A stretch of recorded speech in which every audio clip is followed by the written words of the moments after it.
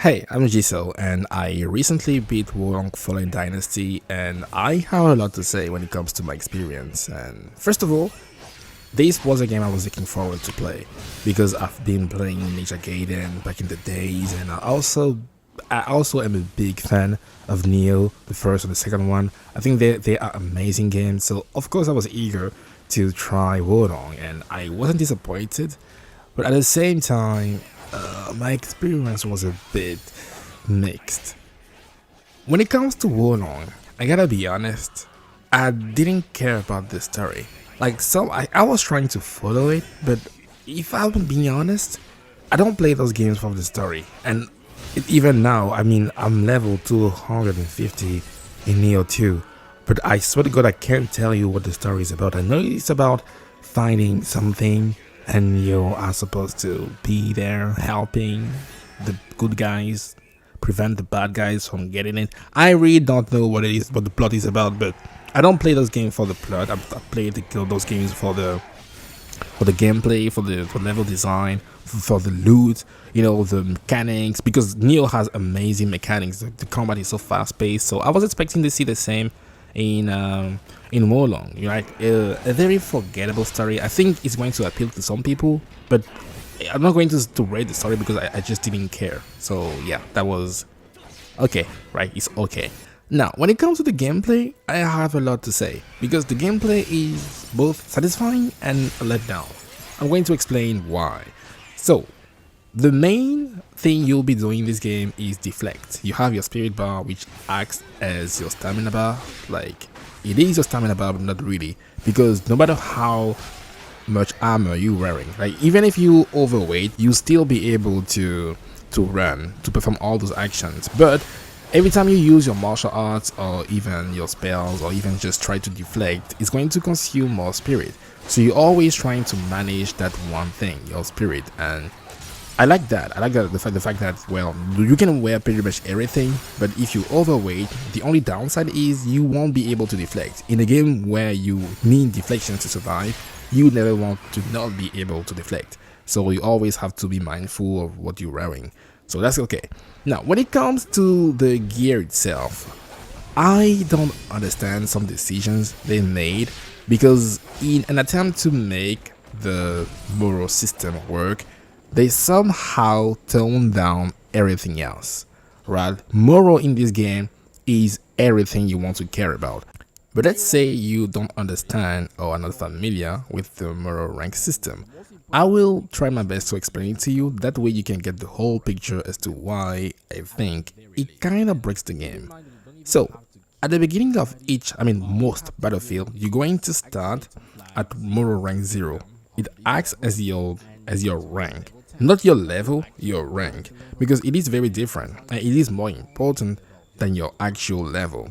So each enemy is going to have its own rank, and depending on how low yours is, the game is going to be harder.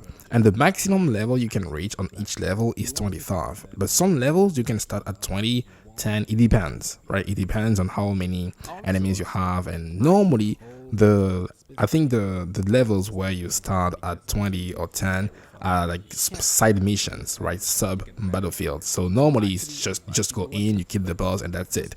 So it is in your best interest to take the time to collect, to raise your fortitude, something you can only do by raising some flags. Depending on the map, you can have 13, 14, 12 of them scattered across the map, and that's where the trouble starts, because Jesus Christ, I can't tell you how much time I wasted on one battlefield just because, first of all, I want the trophy. There is a trophy linked tied to collecting all the flags, and second of all, whenever you raise your Moro, if you don't fortify it at some point, it feels like you get fortitude, right? And whenever you raise a flag, you get fortitude, and when you die, depending on your fortitude level, your Moro rank won't decrease past that level. Let's say, for example, that the fortitude is at 10. It means that no matter what, even in a single fight, no matter what happens, you won't derank past 10. Very important to keep that in mind. So let's say, for example, you did not collect every single flag. Actually, let's say you collected 0 flags and you just get into the boss room. If you die, you will go back to moral rank 0, and you will have to grind again, because there is no way, unless you really are good at the game and you never get hit because the boss can one-shot you. Again, it doesn't matter what level you are. The moral rank is everything. So I spent so much time just doubling back, going back and forth, just trying to fight that one flag, just to make sure that whenever, like, if I die, because the game isn't hard, but sometimes, you know, bosses can be assholes. So I was just trying to make sure that I wouldn't die, and I spent so much time looking for that one flag, because it doesn't show on the map. We had two kinds of flags, the big ones and the little ones, and oh god, those little ones. A pain in the ass. And actually, let me tell you a story, and I think it is a pretty good one. I am trying right now to beat this game as a level 1. It means that I cannot upgrade my character, I cannot level up, and I cannot use spells or wear any heavy armor, because my threat is going to suffer tremendously. All I can do is increase my base stats for my weapons and armor, which so far worked perfectly well. But my story becomes funny when you realize that we actually got invaded 3 times. We got invaded 3 times, and if you don't know, whenever you try to invade people, you can actually see their levels. So I'm guessing those 3 people wanted to invade, or maybe for the first time, I don't know, and they saw some level 1s and they were like, ooh, easy W. So here's the thing, whenever you invade people, there is level sync. It means that your level is going to be adjusted based on the level of the person you are invading. Keep that in mind, and also keep in mind that your moral rank is going to be the same as the person you are invading. That way we're fighting on equal grounds, right? We are basically at the same level, but not really. Let me tell you that those 3 people were killed by level 1s. No matter what spells they were using, no matter what armor they were using, they actually died, all 3 of them. And I actually soloed one of them by myself. Like, it just goes to show that your moral is everything. Those people had spells, they were wearing way better armor, and maybe even had maxed out the armor, I don't know, but they just died. And it never felt like, yeah, my buddy just, at some point got one shot by an arrow, because I think he dealt 300 damage. I don't have 300 health, so he instantly died.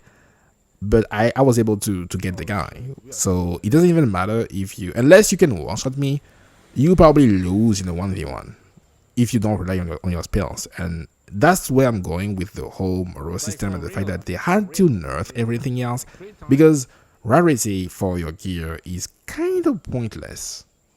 Your gear goes from 1 star to 5 stars, and let's refer to 5 stars item as gear 5, and for the other items, let's say 3 stars item gear 3. The only problem I have right now is that you can have gear 3 items out being better than gear 5 items. I think the only difference is that now you have more slots on the gear 5 items to put some little mods, right? Some little quality of life improvements. Like, you can have your HP raised by 14, or you can increase your martial art consumption. Decrease your martial art consumption by 2%. Like, yeah, you have 5 slots now instead of 3. But the base stats for the weapon, when it comes to the damage, the one thing which actually matters, it doesn't matter. So it makes playing Nukem Plus it's kind of pointless, because what's the point of finding new items if they don't perform better than the ones I had since the beginning of the game? I don't think that works, and the only reason why I can think they made it that way is to make moral rank relevant. Because if your damage just keeps increasing, if your armor performs better than the one you had last time, it wouldn't matter what moral rank you were, because you'll be able to kill everything no matter what rank you were. But because they wanted to make the moral rank work, they were like, you know what, those weapons, they're not gonna do shit, right? It feels like you're poking the enemy, and you always have to be upgrading. Like, you want to be upgrading your weapon if you want to survive, right? That's why I'm going through the challenge right now, the level 1 challenge, and I'm fine. Like, we do struggle sometimes, but it isn't as bad as being a level 1 in a game like Dark Souls, Bloodborne, Sekiro, or even Elden Ring. In those games, you will feel like, oh shit, I need to level up, otherwise I'm going to get destroyed. But in Warlong, it doesn't matter if you level up or not. What matters is you, your gear, and your moral rank. And I kind of wanted to talk about the enemy diversity because I feel like it is a downgrade from Nioh. It really feels like you're fighting the same 10 enemies, like the trolls, some spiders, some revenants, they even recycled some bosses, so it is kind of cheap. Like it feels like you're not fighting anything new unless you're fighting a boss, and I can count on my finger the bosses which were actually fun. Almost all of them were just like, right? They weren't hard. I think one of them was actually hard. Lubu, I think that was his name was. Oh, that guy is good, right? I enjoyed 3 fights in this game. Everything else was kind of underwhelming or just meh, right? Just meh. And I like the fact that they included the jump button. I just don't like the way they used it, right? It's great to have verticality in your game, but it's even better when you make great use of it. And I feel like Wolong doesn't. I almost feels like those levels could have been used for Nioh and the game will still have been the same. Exactly the same, minus some little tweaks, but there's no platforming, not really. It doesn't challenge you, and I think that's a missed opportunity. Like, they could have done better, but you know what, the game is still kind of fun, and I can't stress this enough, but deflecting attacks, it never stops being satisfying.